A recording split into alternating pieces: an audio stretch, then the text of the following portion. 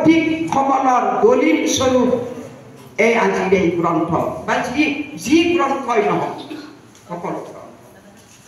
গতিকে ভৱিষ্যত প্ৰজন্মৰ বাবে এই গ্ৰন্থসমূহ বৌদ্ধিক সমলৰ দলিল হিচাপে ডিজিটেল সংৰক্ষণ কৰি ৰখাটো আজি বিজ্ঞানৰ সেইটোহে কাম যে আমি প্ৰাচীন ভাষা সাহিত্য শিল্প কলা সংস্কৃতি সকলোখিনি ক'ৰ পৰা আহিছে ভাৰতীয় সংস্কৃতিৰ আধাৰত অৰ্থাৎ সংস্কৃতি হ'ল আদিমূল আৰু সেই সংস্কৃত সাহিত্যই ভাৰত স্বাধীন হোৱাৰ লগে লগে সংস্কৃতিয়ে উপৰি সন্মান লাভ কৰিছে।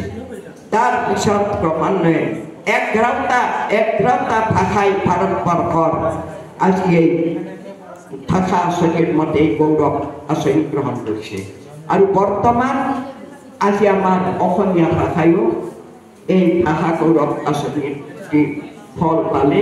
সেইলৈ আমি বিভিন্ন ধৰণে কাগজে পত্ৰই কথাই বতৰাই ধ্ৰুপদী শব্দটোৰ অৰ্থই নাজানে।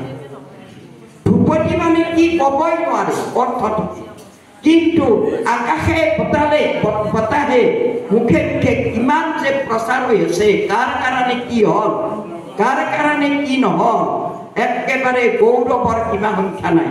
কিন্তু আমি তাকে লৈ আনন্দ কৰিলে নহ'ব। আমি এই ভাষাৰ স্বীকৃতি আজি সন্মান কেনেকৈ আহিল, ক'ৰ পৰা আহিল, কি কাৰণে আহিল আৰু কিহৰ কাৰণে হ'ল, কাৰ কাৰণে হ'ল, এইবিলাক তন্নকৈ বিচাৰ কৰিব লাগিব। আৰু তাৰ গুৰিতে হ'ল সংস্কৃতি সাহিত্য। আনকি অসমীয়া ভাষাই বলক বেংগলী ভাষাই বলক সকলো সংস্কৃতৰ পৰাই অহা।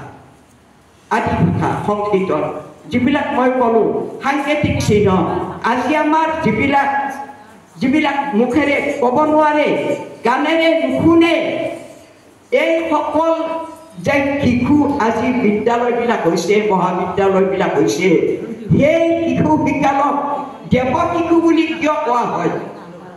দেৱ শিশু বুলি এইকাৰণেই কোৱা হয় যে তেওঁলোকে সাংকেতিক চিহ্নৰ দ্বাৰাই ইমান সুন্দৰ মনৰ কথাবিলাক প্ৰকাশ কৰিব পাৰে। অৰ্থাৎ আগৰ দিনৰ সেই প্ৰাচীন সেই সাংকেতিক চিহ্নতেই কথা কৈছিল। তাৰপিছত মই আগতে ক'লোঁ গছৰ বাকলি, সাঁচিপাত, ছবি অঁকা, নানা ৰকম, এইবিলাকক ওলাই কৰি এইবিলাক ভৰিৰে গছকি দি আপুনি বিজ্ঞানৰ যুগত পাঠ্যগত শিক্ষালৈ একো লাভ নাই।